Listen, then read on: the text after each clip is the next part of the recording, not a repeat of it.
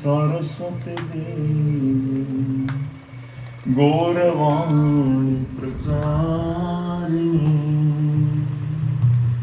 निर्विशेष शून्यवादी पाश्चात्यादिशतारिणी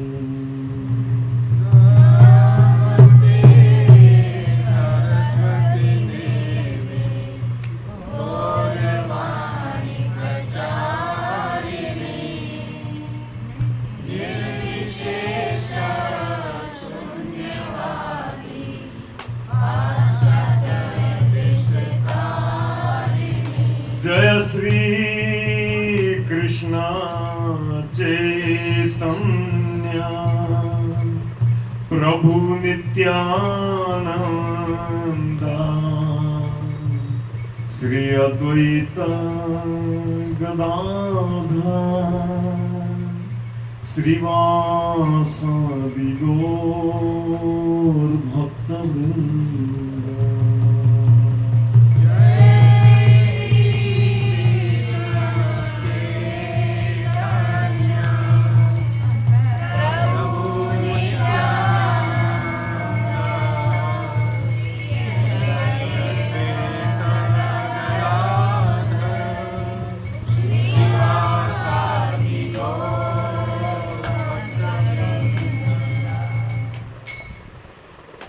हरे कृष्णा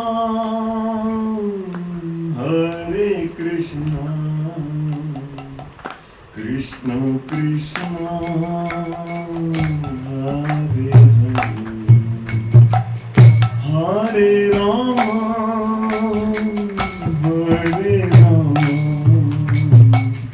राम राम हरे हरे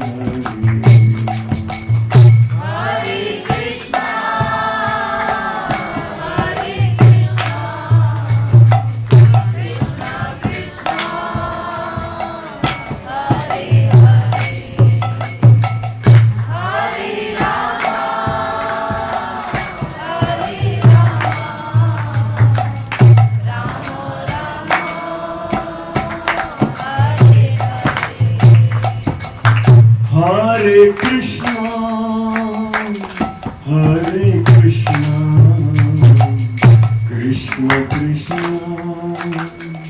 हरे हरे हरे राम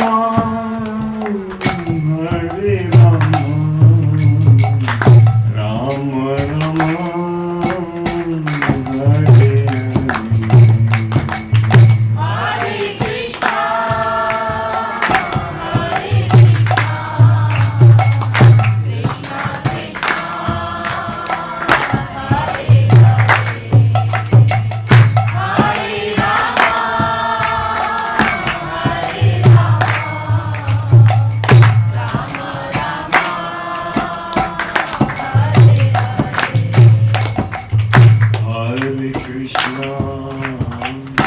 हरे Krishna Krishna Krishna Hare Hare Hare Ram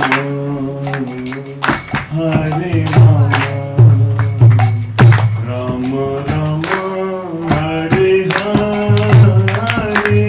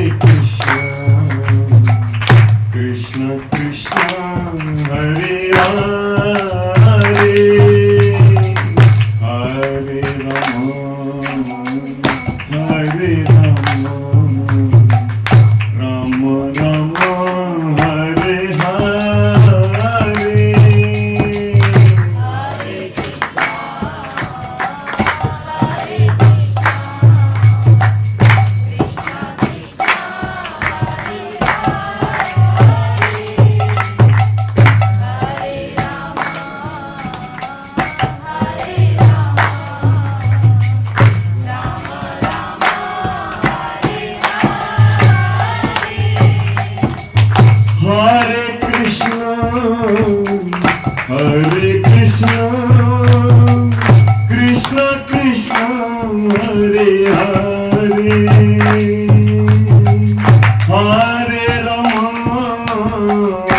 Hare Rama, Rama Rama, Hare Hare.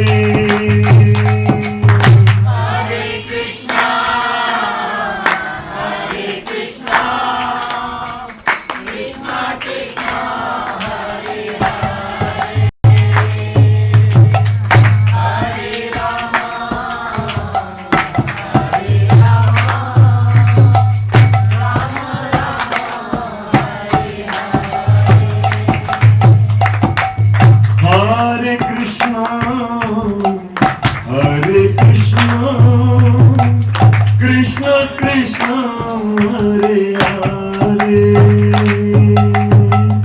Hare Rama, Hare Rama, Rama Rama, Hare Hare. Hare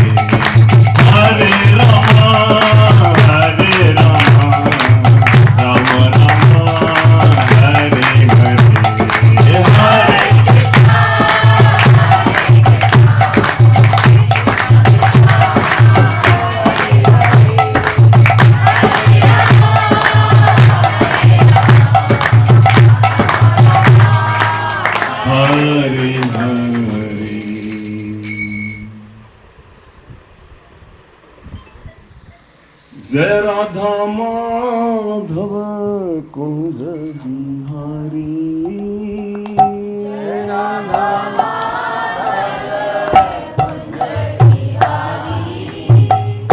जय राधा माधव कुंज बिहारी,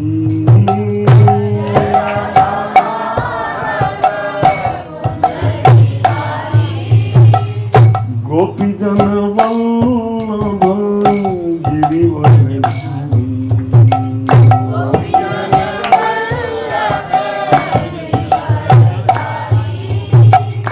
गोपी जन वल्लभ गिरिवरधारी,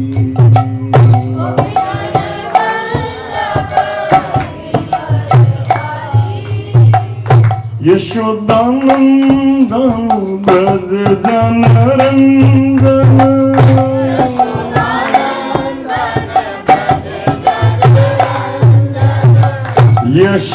यशोदानंदन ब्रज जन रंजन,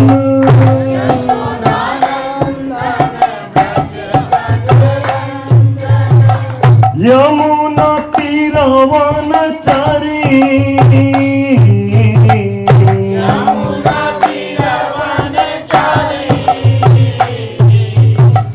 यमुना तीरवनचारी,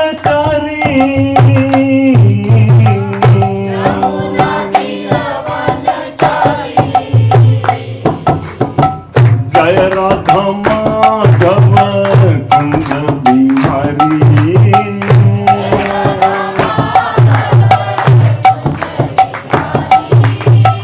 गोपी जन वल्लभ गिरिवरधारी,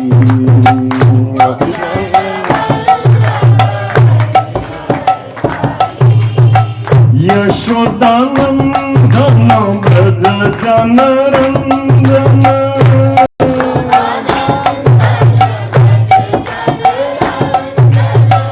यमुना तीरवनचारी,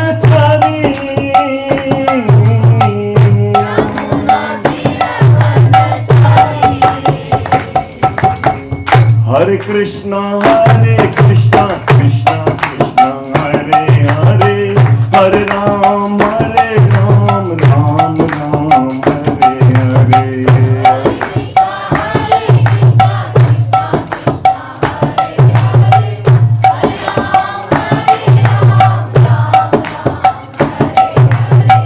हरे कृष्णा कृष्णा कृष्णा हरे हरे, हरे राम राम राम हरे हरे,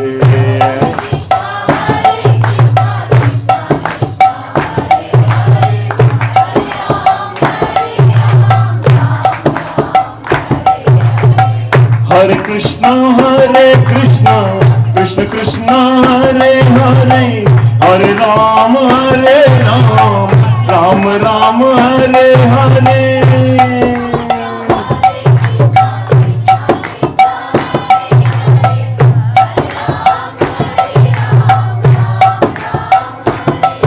ओ हरे कृष्णा कृष्ण कृष्ण हरे हरे, हरे राम राम हरे हरे,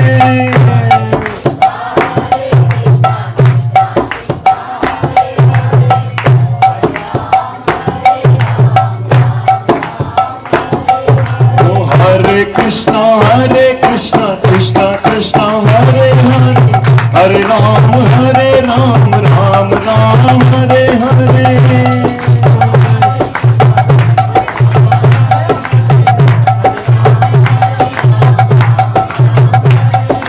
हरे कृष्णा कृष्ण कृष्ण हरे हरे, हरे राम राम हरे हरे,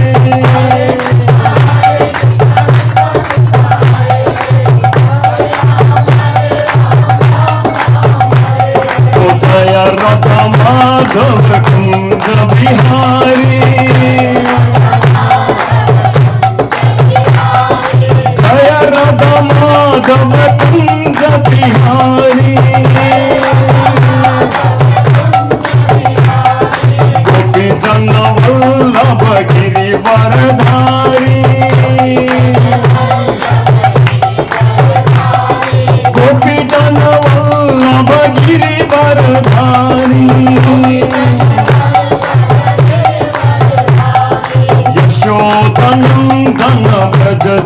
नंदन यमुना तीर वनचारी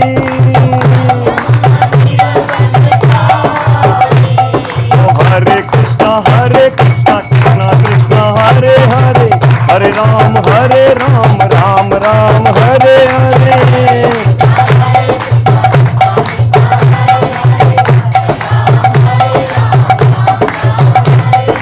हरे कृष्ण कृष्ण कृष्ण हरे हरे हरे राम राम राम हरे हरे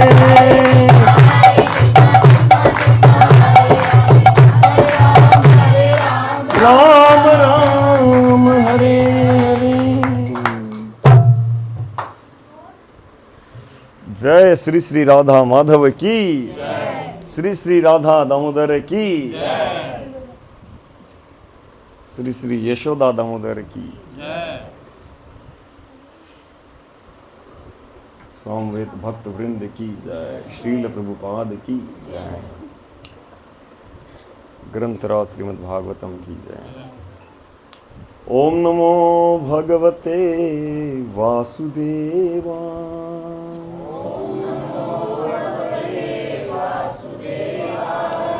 ओम नमो भगवते वासुदेवाय।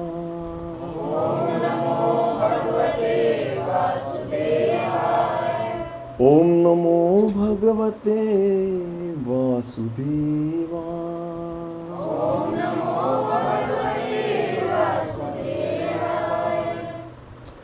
ओम अज्ञानतिमिरन्धस्य ज्ञानाञ्जनशलाकया चक्षुरुन्मीलितं येन तस्मै श्रीगुरुवे नमः। श्रीचैतन्यमनोभीष्टं स्थापितं येन भूतले स्वयं रूप कदा मह्यं ददाति स्वपदान्ति। गुरुवे गौरचन्द्राय राधिकाय तदालय कृष्णाय कृष्णभक्ताय तद्भक्ताय नमो नमः। वाञ्छाकल्पतरुभ्यश्च कृपा सिन्धुभ्य एव च पतितानां पावनेभ्यो वैष्णवेभ्यो नमो नमः। जय श्री कृष्ण चैतन्य प्रभु नित्यानंद श्री अद्वैत गदाधर श्रीवासादि गौर भक्तवृंद। हरे कृष्ण कृष्ण कृष्ण हरे हरे हरे राम राम राम हरे हरे।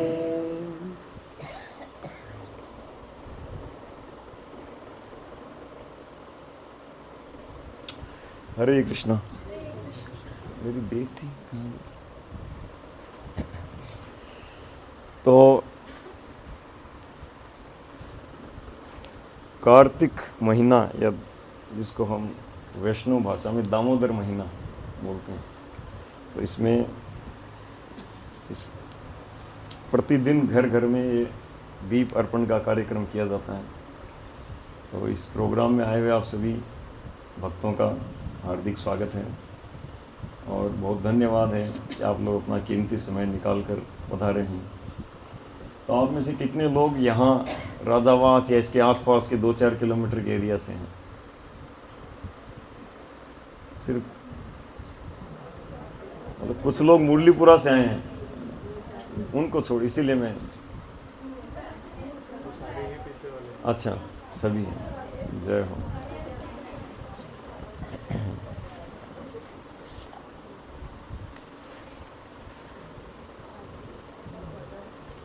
तो आप लोगों ने कभी ये इस्कॉन का कोई प्रोग्राम या ये कार्तिक महीने का ऐसा प्रोग्राम कभी अटेंड किया हो कभी, या कोई इस्कॉन का प्रोग्राम कभी? हाँ, फर्स्ट टाइम। अच्छा, कितने लोग जानते हैं इस्कॉन के बारे में? नहीं, इस्कॉन के बारे में नेगेटिव जानते हैं, कुछ लोग पॉजिटिव जानते हैं। ज़्यादातर लोग नेगेटिव जानते हैं कि ये तो एक विदेश की संस्था है, पैसा भेजती है, अमेरिका की कंपनी है।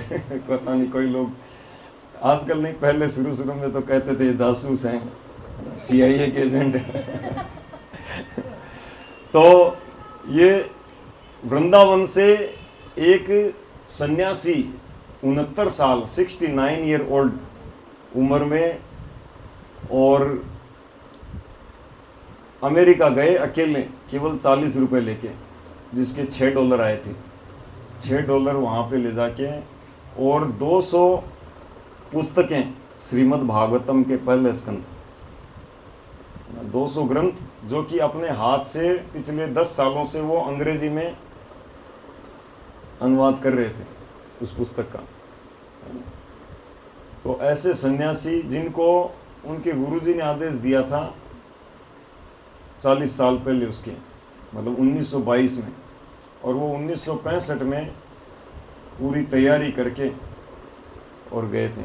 गुरुजी ने आदेश दिया था कि आप अंग्रेजी भाषा के माध्यम से पूरे विश्व में कृष्ण भक्ति का प्रचार करो, और वो अंग्रेजी में श्रीमद् भागवतम की टीका लिख रहे थे और लिख कर फिर ले गए और बहुत ही स्ट्रगल किया 1 साल वहाँ पर। और 1 साल के बाद जब कुछ लोग वहाँ पर जुड़ गए तो उन लोगों को लेकर एक अंतर्राष्ट्रीय संस्था को रजिस्टर्ड करवाया वहाँ पे, और तब अंतर्राष्ट्रीय कृष्ण भावनामृत संघ है ना, या इंग्लिश में इंटरनेशनल सोसाइटी यानी अंतर्राष्ट्रीय संस्था, फॉर यानी किस लिए, कृष्ण कॉन्शियसनेस, कृष्ण भावना अमृत के लिए है ना, श्री कृष्ण के प्रति सेवा की भावना या श्री कृष्ण के प्रति भावना को जगाने वाला, जो कि भावना क्या है, अमृत के समान है।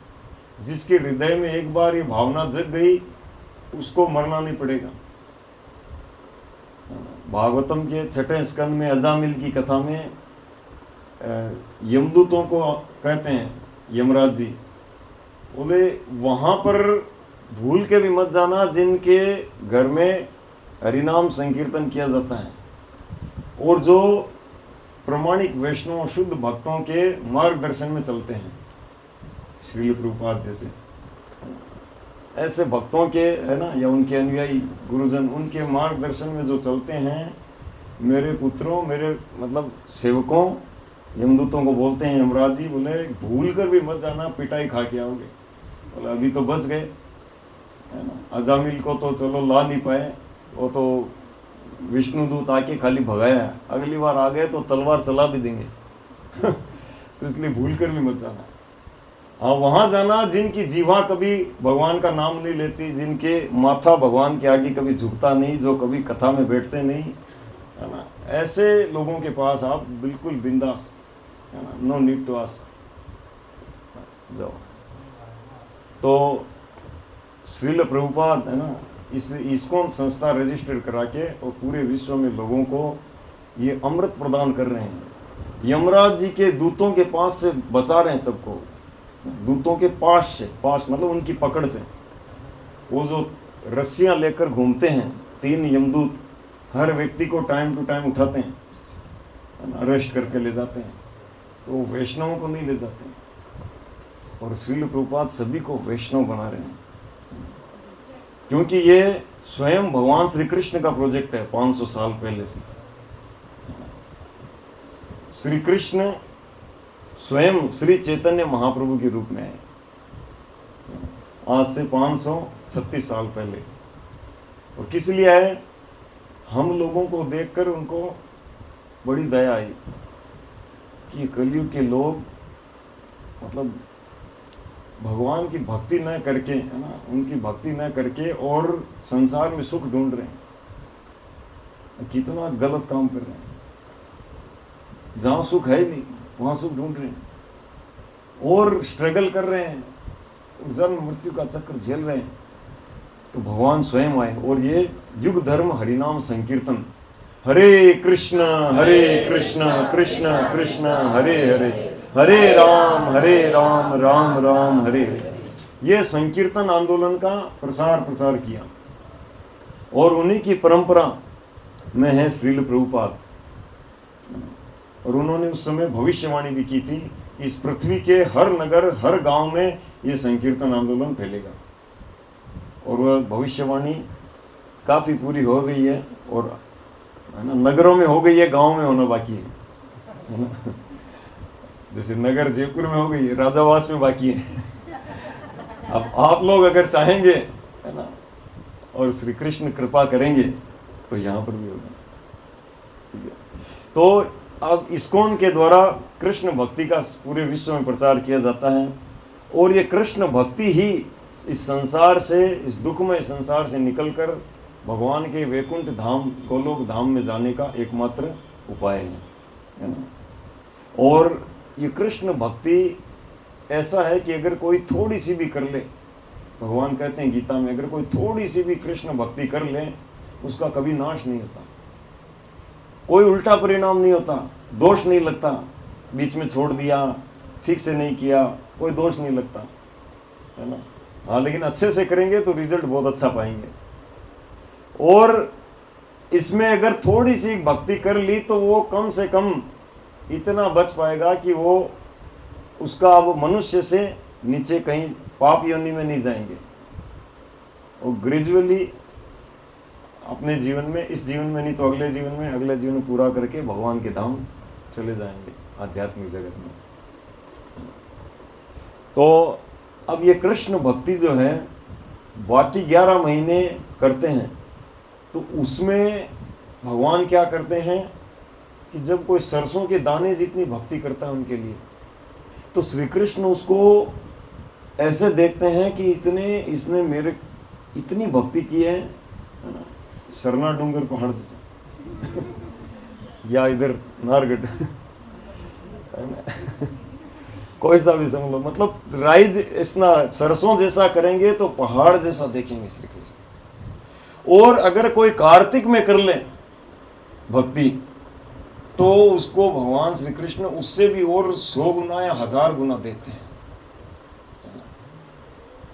तो इसीलिए कार्तिक का महीना विशेष है भगवान श्री कृष्ण की कृपा लूटने का। तो इसलिए कार्तिक के महीने में इस्कॉन के द्वारा पूरे विश्व में, अभी आप देखोगे आज से पूरे विश्व में, है ना, प्रभु जी दुबई रह के आए हैं, ये 2009 में, उस समय दुबई में घर घर में जाके यही प्रोग्राम किया करते थे, लोगों से कराया करते थे। आज भी चल रहा है, अब तो कितना बढ़ गया होगा। मस्कत जैसे देश में 250-300 प्रोग्राम चलते हैं हर वीक, है ना, और भारत में तो खैर बहुत ही है। रशिया में हजारों लाखों लोग, मतलब हैं, हजारों प्रोग्राम होते हैं, लाखों लोग जुड़े हुए हैं, पूरे वर्ल्ड वाइड हो रहे हैं, पूरे विश्व के लोग लाभ उठा रहे हैं इसका, तो हम क्यों पीछे रहे। तो आइए हम भी भगवान दामोदर की लीला का थोड़ा आनंद लेते हैं। तो ये महीना क्यों विशेष है ना, तो इस महीने में भगवान श्री कृष्ण की महत्वपूर्ण बाल लीलाएं कुछ हुई हुई हैं विशेष, है ना। जैसे गोवर्धन धारण करना, है ना, राधा कुंड का प्राकट्य आदि, ऐसे बहुत सी लीलाएं हुई हुई हैं, है ना, बहुला गाय की रक्षा आदि ऐसे करके। तो लेकिन विशेष करके दाम बंधन लीला, है ना, दाम उदर, भगवान श्री कृष्ण का नाम है दाम उदर, दामोदर। तो दाम प्लस उदर, उदर यानी पेट, और दाम यानी रस्सी, जो पेट में रस्सी से बांध दिए गए, यानी कि बंधे हुए भगवान, और जो रो रहे हैं ऐसे भगवान, और डर के भाग रहे हैं, है ना, उन भगवान की भक्ति की जाती है ना। तो भगवान की विशेषता है ना, यद्यपि, है ना, जिनके डर से काल भी डरता है ना, सूर्य जिनके डर से प्रकट होते हैं, भागवतम में लिखता है ना, चंद्रमा जिनके डर से कार्य करते हैं, है ना, जितने भी देवी देवता आदि हैं सब उनके इशारे से कार्य करते हैं, और वो भगवान प्रेम से, है ना, यशोदा मैया से डर रहे हैं। और जो मुकुंद कहलाते हैं, संसार में बंधे हुए, जन्म मृत्यु के चक्र में बंधा हुआ व्यक्ति, जो हजारों लाखों करोड़ों पता नहीं कितने चक्र हमने झेल लिए हैं, ऐसे जन्म मृत्यु के चक्र में बंधा हुआ व्यक्ति अगर उनका थोड़ा सा नाम लेने लग जाए, थोड़ा सा उनके शरणागत हो जाए, तो तुरंत उसको मुक्त कर देते हैं, है ना। और वो भगवान यशोदा मैया के प्रेम से बंधे हुए, और जो हमेशा स्माइलिंग में रहते हैं, है ना, भगवान श्री कृष्ण किसी भी स्थिति में हो, है ना, कैसी भी परिस्थिति हो, कितना भी विचलन वाली स्थिति क्यों न हो, हमेशा स्थिर रहते हैं, मुस्कुराते हुए रहते हैं। पर इस लीला में वो ऐसा मतलब प्रकट करते हैं कि वो रो रहे हैं। अभी हम गीत गाएंगे, एक सुंदर गीत, उस गीत में वर्णन आएगा। तो ऐसे ही भगवान मतलब प्रेम के द्वारा बन जाते हैं, है ना। तो भागवतम में ब्रह्मा जी प्रार्थना करते हैं, वो कहते हैं, है ना, ज्ञाने प्रयास मुदुपाश्य नमंत एव जीवंती सन्मुखरिताम भवदीय वार्ता। कि कोई ज्ञान के प्रयास से कितना भी करे वो श्री कृष्ण को नहीं जान पाएगा। तो इसलिए ज्ञान के प्रयास को उदपाश्य, उसको एक तरफ कर देना चाहिए, भक्ति करना चाहिए, शरणागत होकर भक्ति करना चाहिए, न कि तथाकथित अध्यात्मवादियों के जैसे ज्ञान के अनुशीलन में लग जाए। तो ज्ञाने प्रयासम उदपाश्य नमंत एव, शरणागत हो जाना चाहिए। और जीवंती सन्मुखरिताम भवदीय वार्ता, ऐसा जीवन क्या होना चाहिए भक्त का कि सन्मुखरिताम, भक्तों के मुख से, है ना, खासकर शुद्ध भक्तों के मुख से उच्चरित जो भवदीय वार्ता श्री कृष्ण की कथा है, उसको जीवंती सन्मुखरिताम भवदीय वार्ता। आपको पता है ध्रुव महाराज भगवान की तपस्या करने गए थे, तो प्रोजेक्ट लेकर गए थे कि मुझे अपने पापा के पापा के पापा से भी बड़ा राज्य चाहिए। अब उनके पापा उत्तानपाद, उनके पापा स्वयंभू मनु, और उनके पापा ब्रह्मा जी। अब ब्रह्मा जी का जो प्लेनेट है सत्यलोक इतना बड़ा है कि हमारी पृथ्वी वहां पे एक छोटी सी बॉल के जैसे इधर उधर कोने में गिर जाए तो मिले नहीं ढूंढने से, इतना बड़ा प्लेनेट है। और कह रहे उनसे भी बड़ा चाहिए, ऐसा प्रोजेक्ट लेके गए। और जब भगवान श्री कृष्ण प्रकट हुए, मतलब भगवान विष्णु फॉर्म में प्रकट हुए, और जैसे अपना शंख टच किया तो मतलब पूरा वेदों का ज्ञान अंदर प्रकाशित हो गया, और कहा कि प्रभु प्रभु क्षमा कर दीजिए, मैं कांचो विचन्नम अपि दिव्य रत्नम, मैं कांच का टुकड़ा मांगने आया था। अरे ब्रह्मा जी से बड़ा प्लेनेट कांच का टुकड़ा बता रहे हो? हाँ ये कांच का टुकड़ा ही है। अब हीरा मिल गया, आप मिल गए, अब नहीं चाहिए मेरे को। तो ऐसा तो क्या चाहिए? कुछ तो चाहिए? नहीं, कुछ नहीं चाहिए। फिर भी हाँ एक चीज चाहिए मेरे को। क्या चाहिए? बोले आपके शुद्ध भक्तों के मुख से जो आपकी कथा होती है वो चाहिए मेरे को। ऐसे माहौल में मेरे को भेज दे कि आपकी कथा सुनता रहूं। तो जीवंती सन्मुखरिताम भवदीय वार्ता, जीवन कैसा होना चाहिए कि भगवान की कथाएं कान में जाएं। अरे इन कानों को सुनने की शक्ति जिन भगवान ने दी है उनका सुने ना हम, और उनका न सुनकर संसार की वार्ताएं केवल तुम कैसे, मैं कैसा, और क्या हुआ क्या नहीं हुआ, इनमें अगर लगे रहेंगे तो सुखदेव गोस्वामी भागवतम में कहते हैं कि ऐसे कान जिनमें भगवान की कथा नहीं जाती वो सांप के बिल के समान है। क्यों? क्योंकि जो सांप का बिल के समान क्यों होता है? क्योंकि उसमें मृत्यु रूपी सर्प प्रवेश करेगा, और जिनके कान में कथा अमृत जाता है तो वो अमृत अमर बना देता है व्यक्ति को। यमराज जी भी कहते हैं जीवा न वक्ति, तो जिनकी जीवा नहीं कहती है उनको पकड़ के लाना। तो इस प्रकार से जीवंती सन्मुखरिताम भवदीय वार्ता। आगे क्या श्लोक में? ज्ञाने प्रयास समुदपाश्य नमन्ते व जीवंती सन्मुखरिताम भवदीय वार्ता। एक लाइन पहले ये प्रायशो अजित जितो अपयसिते, उससे पहले वाली लाइन क्या है? किसी को पता?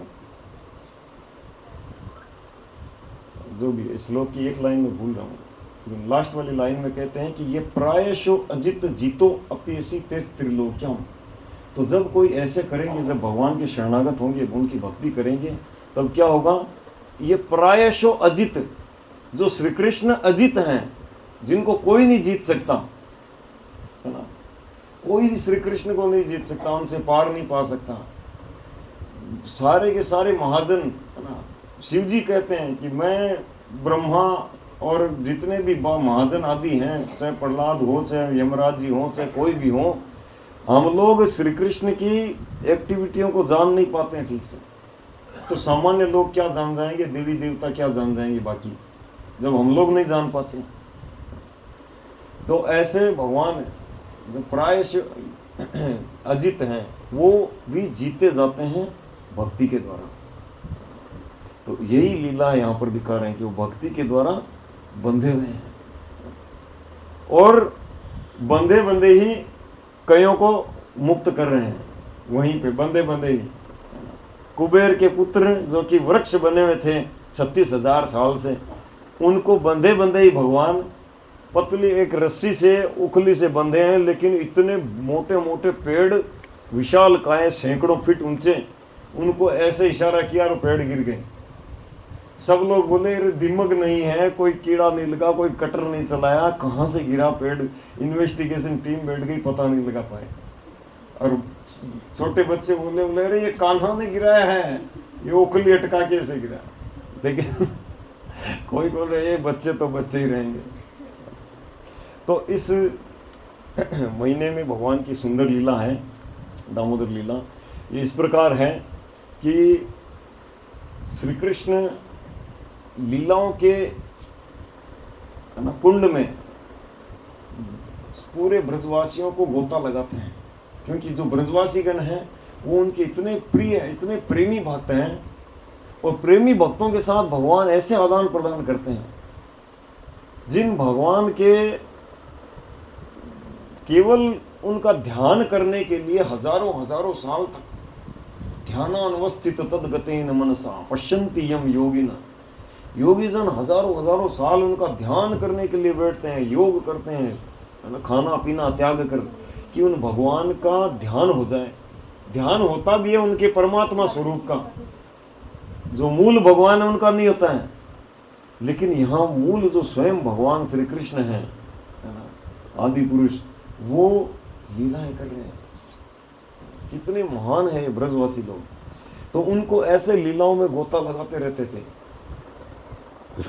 तो अब कैसे गोता लगाते थे?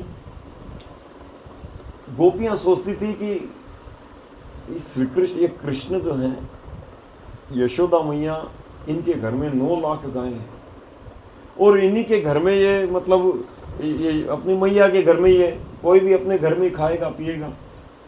ये हमें काश हमें मौका मिलता कि हम भी थोड़ा दही, थोड़ा माखन कुछ खिलाते हैं इसको। तो मन मन में बड़े, मतलब जो मातृभाव वाली गोपियां, बड़ा पश्चाताप होता था कि अरे काश हमें इसकी सेवा का मौका मिले, है ना, कृष्ण को हम खिलाएं कभी। अब श्री कृष्ण तो, है ना, परमात्मा रूप में सबके हृदय में बैठे हैं। तो देखा कि चलो जिस गोपी का जितना भाव है उसके अनुसार फिर बाहर से लीला कर रहे हैं, अंदर से भाव है उसका कि मेरे घर भी काश खाए, है ना। और कौन नहीं चाहेगा बताओ, है ना। जो भगवान किसी के घर में अगर एक बार खा ले तो वो कभी किसी जन्म में वो दरिद्र नहीं होता। एक बार भगवान किसी के घर में खा ले। तो यहाँ पर जो लीला का प्रारंभ में ही सुखदेव गोस्वामी कहते हैं,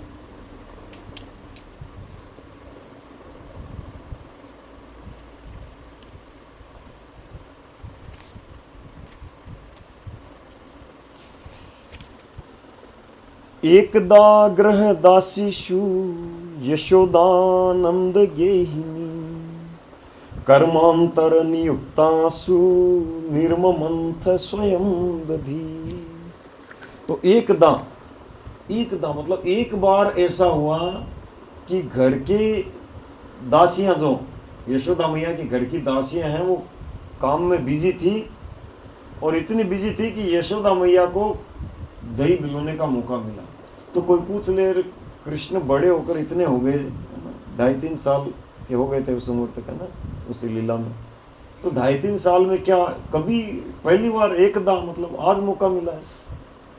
तो हुआ क्या कि ब्रज में जो गोपियां दही बिलोती थी, है ना, ऐसा इतना प्रेम से, तो कृष्ण क्या करते, उनके घर में जाकर चोरी करके खाते थे। अब वो भी उनका स्टाइल है, उन्हें ऐसे सीधे सीधे थोड़ी, लीला में वैरायटी लाएंगे। श्रील प्रभुपाद कहते हैं variety is mother of pleasure. Variety, विविधता है ना, ये माता है आनंद की। इस संसार में भी व्यक्ति आनंद पाने के लिए वैरायटी ढूंढता है ना। कल ब्रेकफास्ट में इडली सांभर था, बहुत अच्छा था, लेकिन फिर भी आज कुछ चेंज हो, सेम नहीं है ना। तो चेंज करके, वैरायटी कर करके आनंद ढूंढते हैं। तो ये संसार जो है आध्यात्मिक संसार की नकल है, मतलब परछाई जैसा है और निकृष्ट है, और आध्यात्मिक संसार उत्कृष्ट है। और यहाँ पर जो है इससे कई गुना वहाँ है। अरे परछाई जब किसी की होगी तो परछाई में जो दिख रहा है उससे कई गुना ऊपर होगा, है ना। तो ऐसे आध्यात्मिक जगत में अनंत कोटि मतलब आनंद है, खूब वैरायटी है वहाँ पर। तो श्री कृष्ण अलग अलग लीलाएं करते रहते हैं। कृष्ण भी क्या चंचल हैं, उनका एक नाम चंचल कृष्ण है ना, एक नाम है उनका चंचल कृष्ण। क्यों? क्योंकि कभी भी जड़ होकर नहीं बैठते कि अरे आज तो थक गया, मैं सुबह से लीलाएं कर रहा हूँ, थक गया, या आज तो आलस आ रहा है, बुखार हो रहा है, कि थकान हो रही है, कि है ना, डिहाइड्रेशन हो रहा है, कि लो बीपी हो रहा है, कुछ नहीं होता उनको। हमेशा हर पल लीलाएं करते रहते हैं, करते रहते हैं, करते रहते हैं और आनंद देते रहते हैं। तो ब्रज में गोपियाँ आदि जो थे, मातृभाव वाली गोपियाँ, उनके घर में अब वो सोचती हैं कि चलो काश खा लेते हैं, लेकिन हमारा कहाँ ये भाग्य है। और देखते हैं तो दोपहर में पूरी अपनी बच्चा पार्टी के साथ आके और माखन वाखन सब गायब, अब माल साफ पूरा, खाली एकदम सफाया।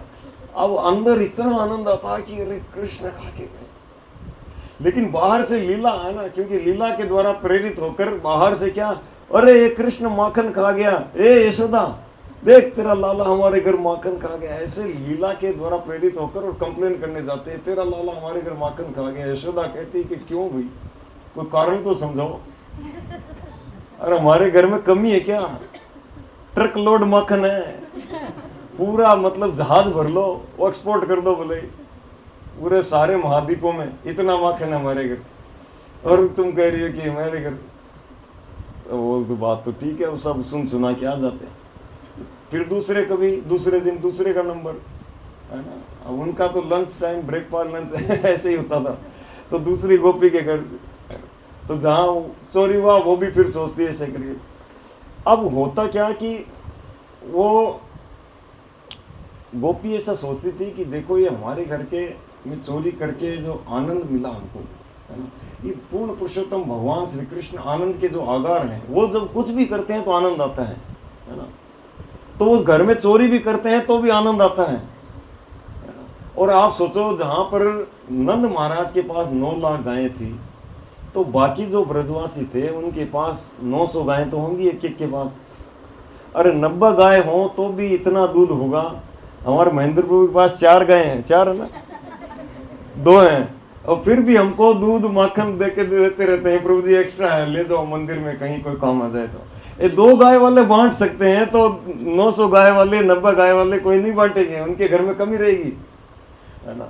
तो कमी नहीं रहेगी, तो आनंद आता था। लेकिन उस आनंद को सोचा कि हमें तो मिला, यशोदा मैया तो रह गई ना, उनको ये आनंद कैसे मिलेगा, क्योंकि ये लीला तो उनके घर होनी नहीं है। और कोई अपने घर चोरी करेगा तो उनके घर आनंद, ये लीला होनी नहीं है। तो उनको आनंद देने के लिए, आनंद को बांटने के लिए, क्योंकि भौतिक जगत में जब कुछ कीमती चीज मिलती है तो उसको छुपाता है व्यक्ति, और कानों कान खबर ना हो, अपना ही ले लो, है ना। अभी पास वाले प्लाट में कुछ सोने के सिक्के, चांदी के सिक्के कुछ पड़े मिल जाए, और इसमें है, पता ना चले, रात को एकदम 2 बजे कोई ना हो, उस समय जाके निकालना। लेकिन आध्यात्मिक जगत में जब आनंद होता है तो उस आनंद को एक्सपेंड करते हैं, बढ़ाते हैं। बोले कि मुझे मिला, सबको नहीं मिला, रह गया, ये मेरे को दुख है। जैसे प्रहलाद महाराज कहते हैं नरसिंह भगवान से कि प्रभु मेरे को कुछ नहीं चाहिए, लेकिन मेरे को एक, और मेरे को कोई, मतलब मेरा जीवन पूरा आनंद में भरा हुआ है ना, लेकिन एक मेरे को दुख है मेरे हृदय में, कि मैं संसार के लोगों को देखता हूँ कि वो आध्यात्मिक आनंद नहीं ले पा रहे हैं और संसार में सुख ढूंढ रहे हैं। इस बात का मेरे अंदर खेद है। तो ऐसा कृपा करिए कि वो लोगों को भी कृष्ण भक्ति का आनंद मिले, है ना। तो ऐसे आनंद को बांटने के लिए जाती थी। तो इस लीला के से प्रेरित होकर कंप्लेन के रूप में। तो एक दिन क्या हुआ कि गोपियों ने सोचा कि इसको, इन कृष्ण को और इसकी पार्टी को रंगे हाथों पकड़ेंगे। बोले ये रोज रोज हम कंप्लेन करने जाते हैं और कहते हैं हमारे घर में कमी है। क्या कमी है तो फिर क्यों खा रहा हमारे घर, तो इसको रेड हैंडेड पकड़ेंगे।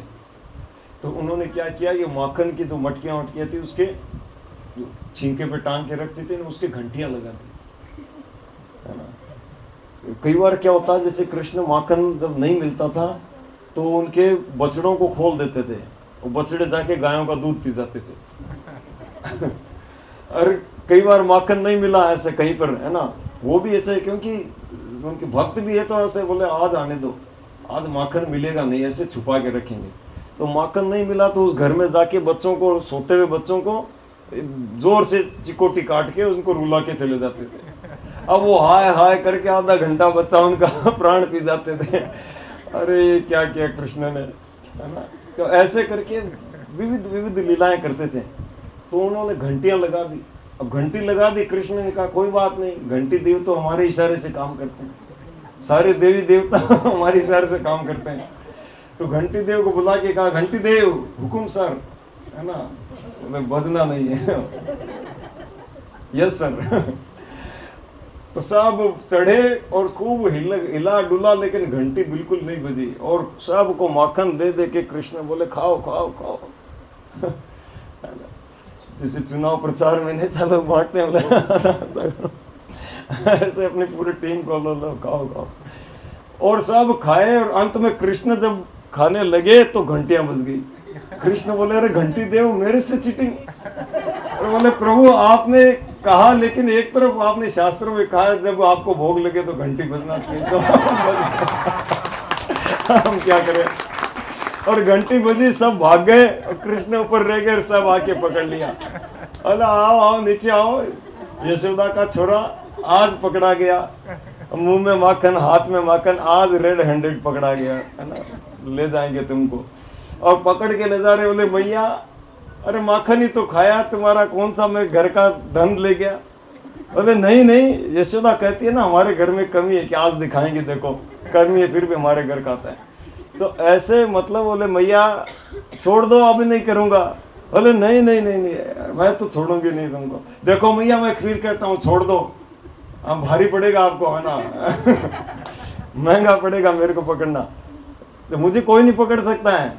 बोले नहीं मैं पकड़ के ले जाऊंगी तुमको। तो ऐसे करके और पकड़ के ले गए और ले जाकर यशोदा कहा कि देख तेरा लाला देख, आज रंगे हाथों पकड़ के लाई हूँ। यशोदा जोर से हंसने लगी, बोले तुम रात को सोई नहीं थी क्या? किसका लाला लाई है, तेरा ही बेटा है तो। और देखा तो उन्हीं का बेटा। अरे ये क्या किया, उसको डांटा फटकारा, बोले तुम क्यों आ गए, मैं तो कृष्ण को पकड़ के लाई, तुम क्यों आ गए। और शर्म से सिर झुका के और चली गई। और पकड़ चल, तुम क्यों आ गए, मैं कृष्ण को लाई थी, तुम कहाँ से आ गए। ऐसे करते करते जैसे ही चौराहा पार हुआ तो कृष्ण बन गए फिर। देखो मैया मैंने कहा था ना मेरे को पकड़ के मत ले जाओ। अरे कृष्ण तुम, बोले हाँ इस बार तो बेटा बनो, अगली बार पति बनूंगा। तो ऐसे लीलाएं करते थे, है ना। इति द्रक्ष्व लीला वीरानंद कुंडे स्वघोषम निमज्जन तम आख्यापयंतम। इस प्रकार लीलाओं के कुंड में डुबकी लगाते रहते हैं, छांटे नहीं डालते हैं, लीलाओं का छांटा नहीं, डुबकी लगाते हैं सीधा। ऐसे ब्रजवासियों को आनंद देते रहते हैं। तो ये भगवान की विशेषता है, अपने शुद्ध भक्तों को आनंद में लगाए रखना, क्योंकि भगवान का स्वरूप ही यही है। श्री कृष्ण का स्वरूप सच्चित आनंदमय है। अब जिसका जो स्वरूप होगा वही वो दूसरों को देगा। हम किसी व्यक्ति के पास जाएं और वो टेंशन वाला होगा तो हमको भी टेंशन देगा, और वो नशे वाला होगा तो हमको नशा करना सिखाएगा। तो उनके पास वो आनंद वाले हैं, तो आनंद वाले के पास जो जाएगा वो आनंद में रहेगा, है ना। वो आनंद में रहते हैं और अमर है वो, है ना, शाश्वत हैं। तो जो उनके साथ संपर्क में आते हैं उसको भी अमर बना देते हैं, और हमेशा चिन्मय ज्ञान में रहते हैं। तो जो उनके संपर्क में आता है उसको भी वो ज्ञानमय बना देते हैं, है ना। तो उसका सब मोह जो है संसार का मोहमय जाल, दुख कष्ट से आसक्ति आदि सब संसार की उनको भुला देते हैं। तो ऐसा श्री कृष्ण का स्वरूप। तो यशोदा मैया ये सब देख के और सोचा कि कुछ तो गड़बड़ है, ये इतना मतलब मेरा घर में इतना माखन है फिर भी ये दूसरों के घरों में खा रहे हैं, है ना। एक गोपी कंप्लेन लाती, दो लाती, लेकिन कई गोपियाँ कंप्लेन ला रही, रोज रोज आ रही है, तो मतलब कुछ गड़बड़ है। हमारे घर में क्वांटिटी की कमी नहीं है मगर जरूर क्वालिटी की कमी है ना। तो क्वालिटी की कमी है तो क्या हो सकती है, बोले हमारे घर ठीक है, अच्छी अच्छी गायें हैं, है ना, लेकिन जो बिलोने वाले तो सब नौकर चाकर हैं, तो जरूर कृष्ण को नौकर, है ना, ये सर्वेंट लोग हैं, नौकरानियां, उनके हाथ का नहीं भाना। तो इसीलिए निर्ममंथ स्वयं दधी, स्वयं दधी बिलोने के लिए बैठे, है ना। तो इसमें बहुत ही हमको लेसन मिलता है, क्योंकि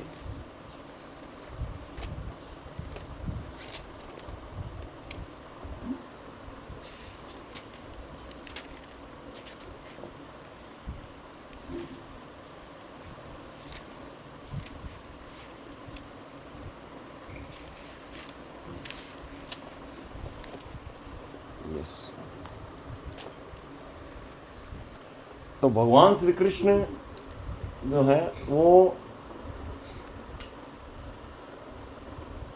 गीता में कहते हैं स्वयं, है ना, कि पत्रम पुष्पम फलम तोयम, है ना।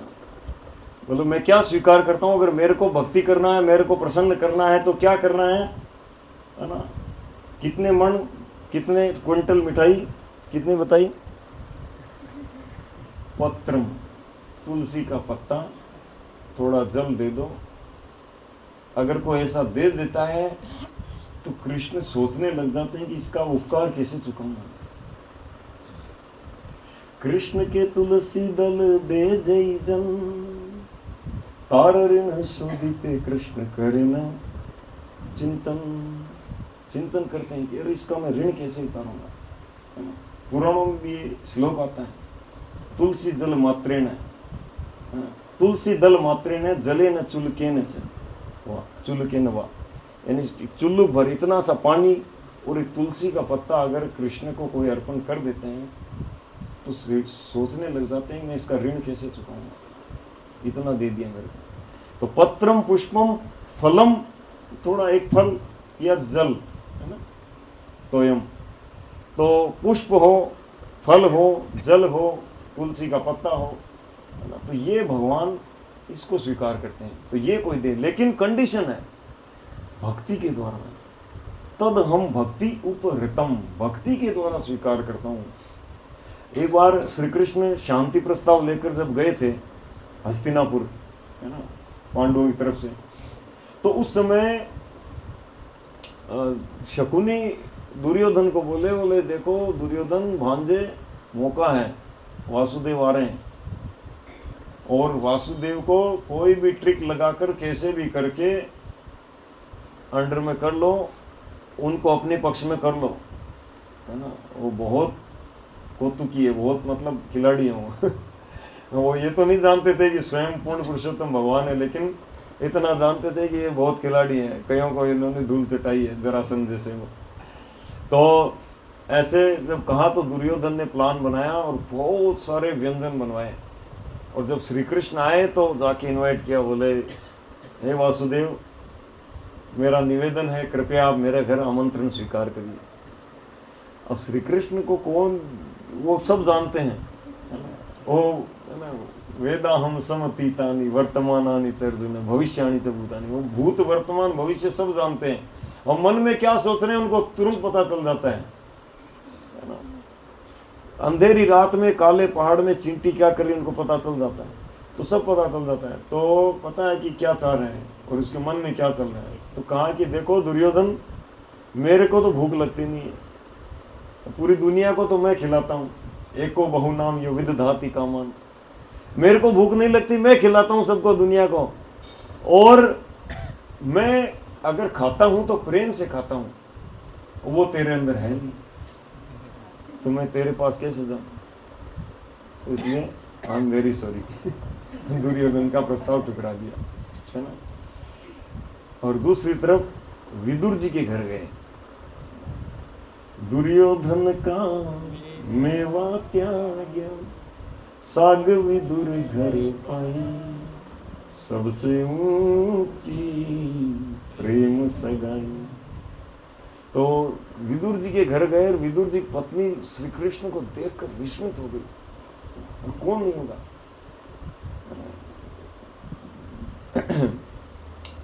गोपियां बहुत शानदार प्रशंसा करती हैं कि कौन ऐसा है ना।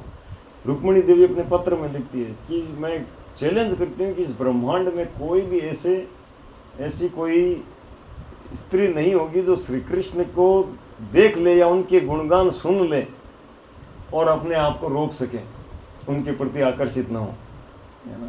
ऐसे हैं श्री कृष्ण। तो जब गए तो विदुर जी की पत्नी जो है वो इतना मतलब मुग्ध हो गई उनको देखकर, और वात्सल्य भाव में उनको केला का छील कर और केला फेंक रही है, छिलका दे रही है, और श्री कृष्ण उस छिलके को खा रहे हैं प्रेम से।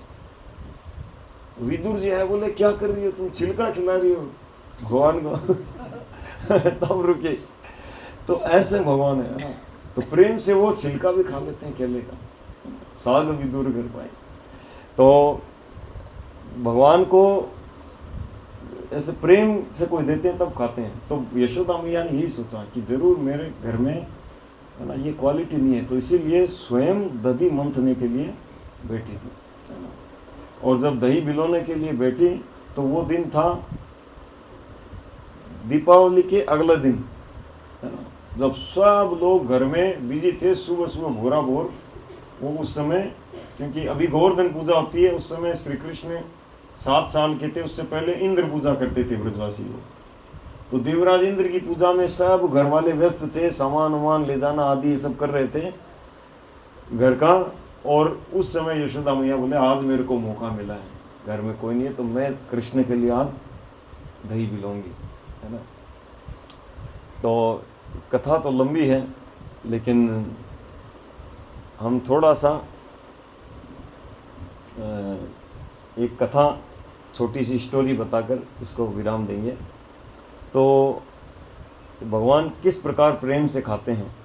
एक बार आज से 500 साल पहले वेस्ट बंगाल में एक भगवान चैतन्य महाप्रभु के पार्षद थे, भक्त थे, मुकुंद दत्त, और गृहस्थ थे और पेशे से डॉक्टर थे, वैद्य, और इतने विख्यात थे कि राजा उनको अपनी सेवा में बुलाते थे।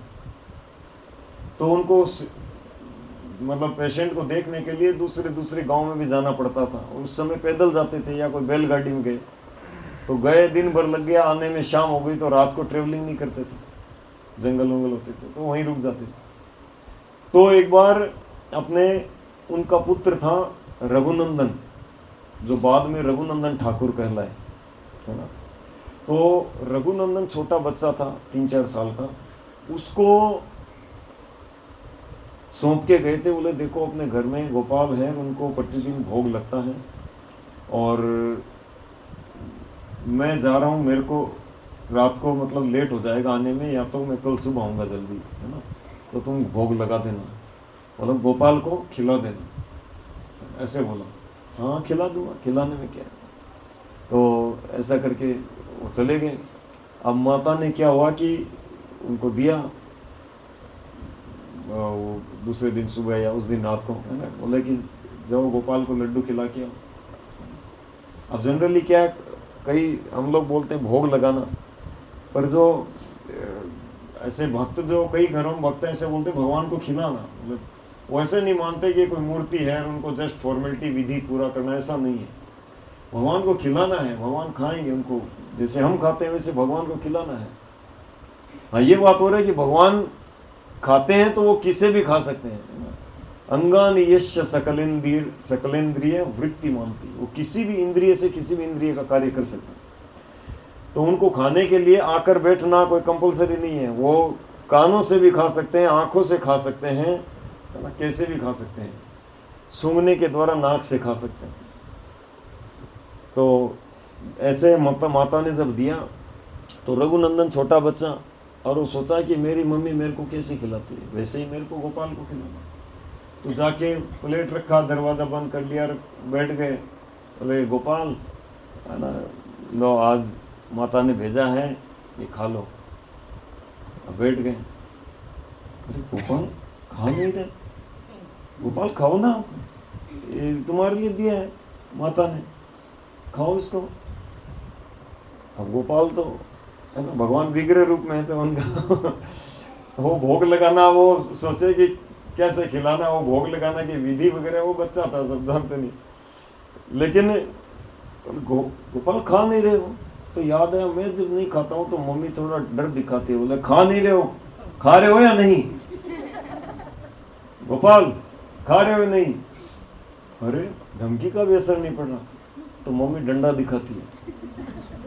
तो ऐसे करके डंडा लेके आ, बोले डंडा मारूंगा, अभी नहीं खा रहे, लेके आता हूँ डंडा लाए, खा रहे हो या लगाऊं। जब ऐसा किया, इतना भाव ऐसा हुआ, गोपाल प्रकट हो, और प्रकट होकर और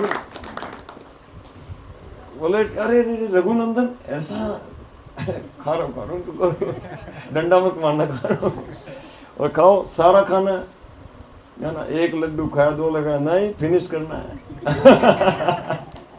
जैसे बोलते पूरा खिला दिया, और ले जाके बोले ओके ओके ठीक है, ऐसे खा लिया करो अच्छा बच्चा की तरह। और जाके मम्मी को प्लेट दे दिया, बोले खिला दिया। बोले खिला दिया या खुद खा लिया? नहीं मैया मैंने नहीं खाया, माता गोपाल को खिलाया। तो सच बताओ? बोले हाँ माता मैं झूठ थोड़ी बोलता हूँ। रघुनंदन तो झूठ नहीं बोलता है ना।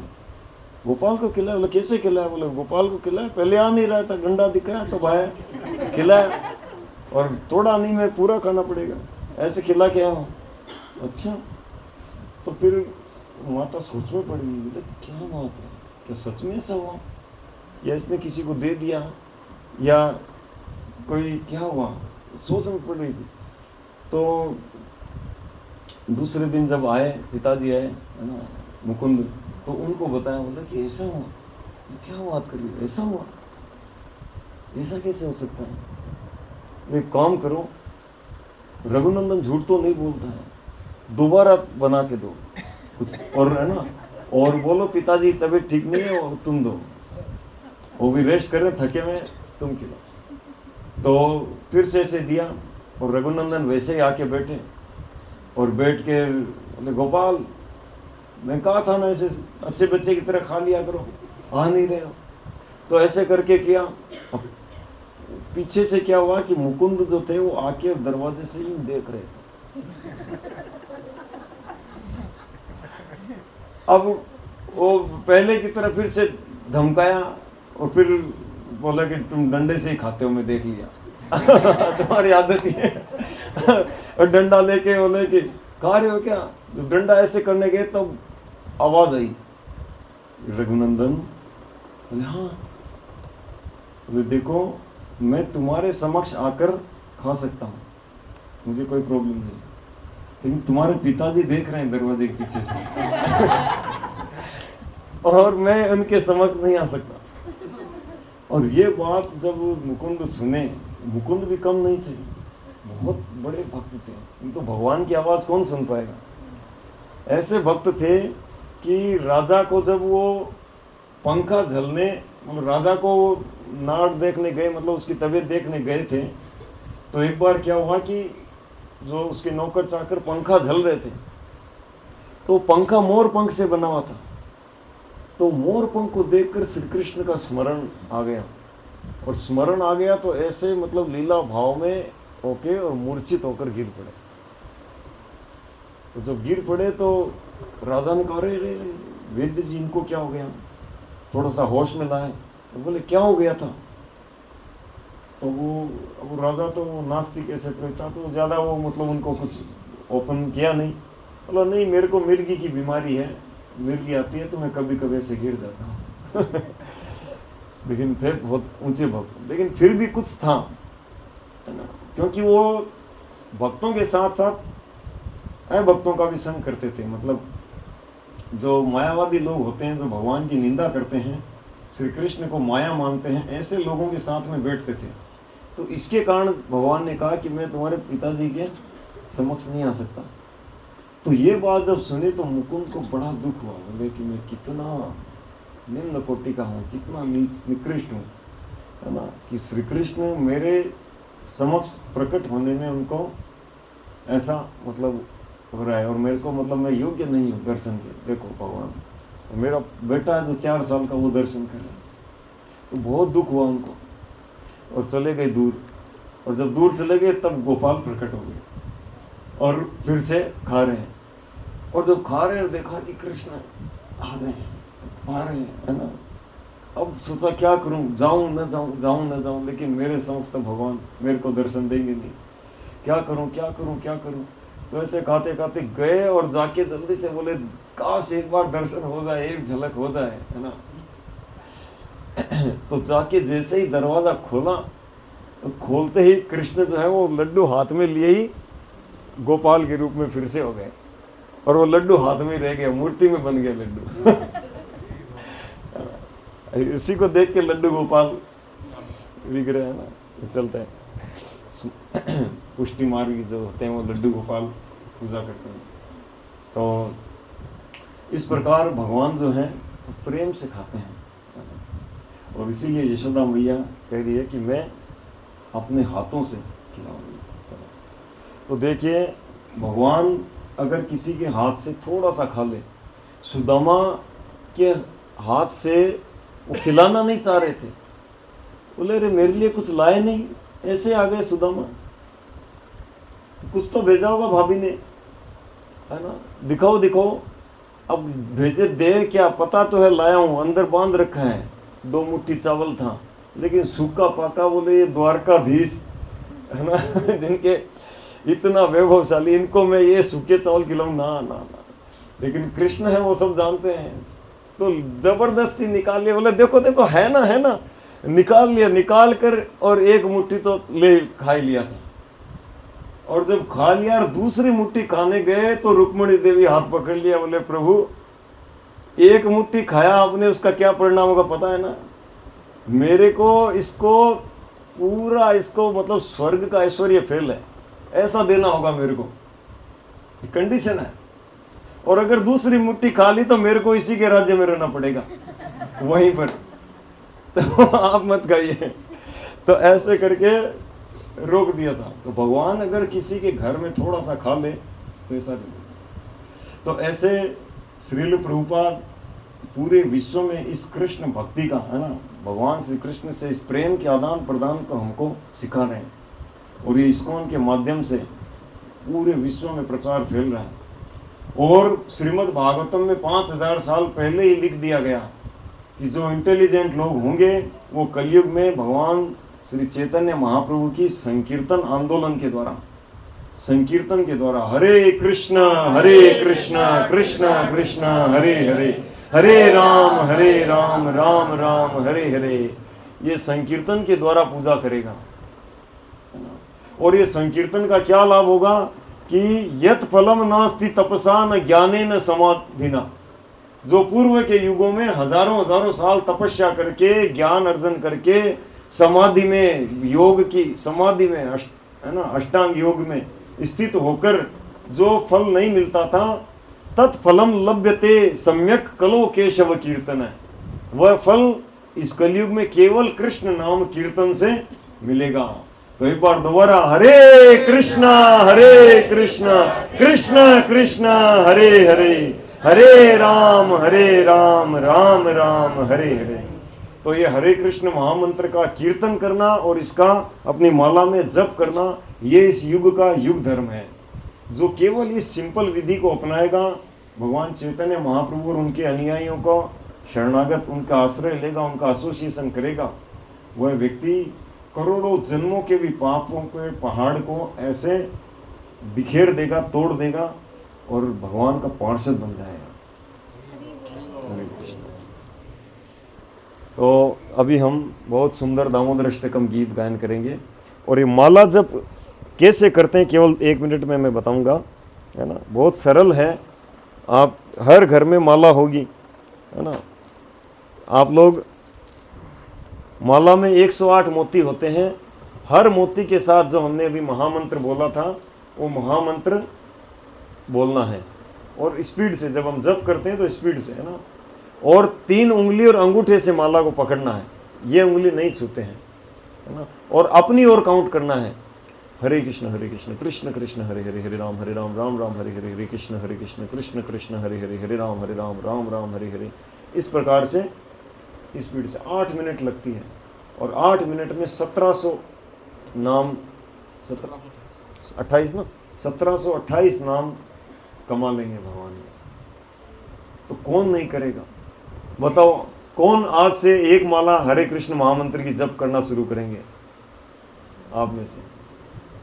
मतलब 2 लोग, बाकी के लिए मुश्किल है ना। भगवान के लिए 8 मिनट नहीं दे पाएंगे।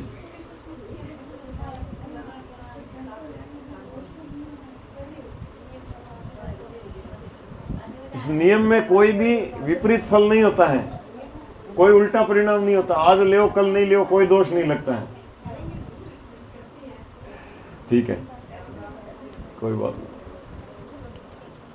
हाँ, दोबारा पूछो, पहले दोबारा पूछो, पहले समझ नहीं आता। तो ये हरे कृष्ण महामंत्र का जप करना है, बहुत सरल है, केवल 8 मिनट लगती है एक माला में।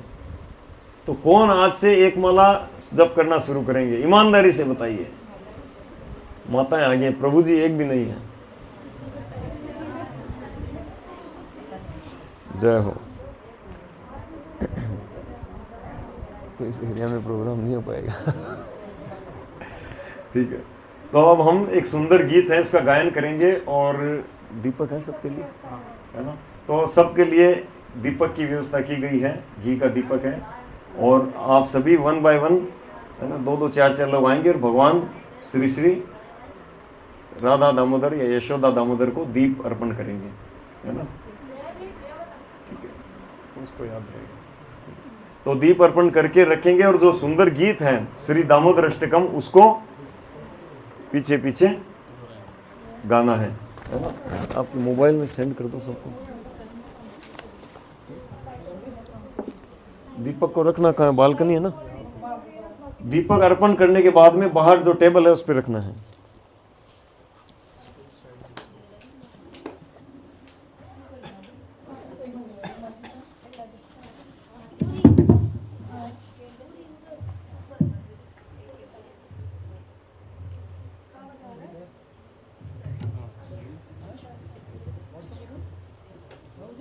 हाँ, व्हाट्सएप कर दो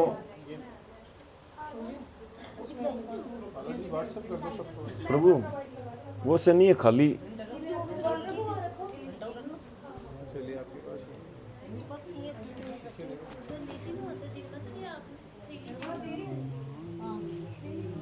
मोबाइल पे व्हाट्सएप भी कर दो सबको।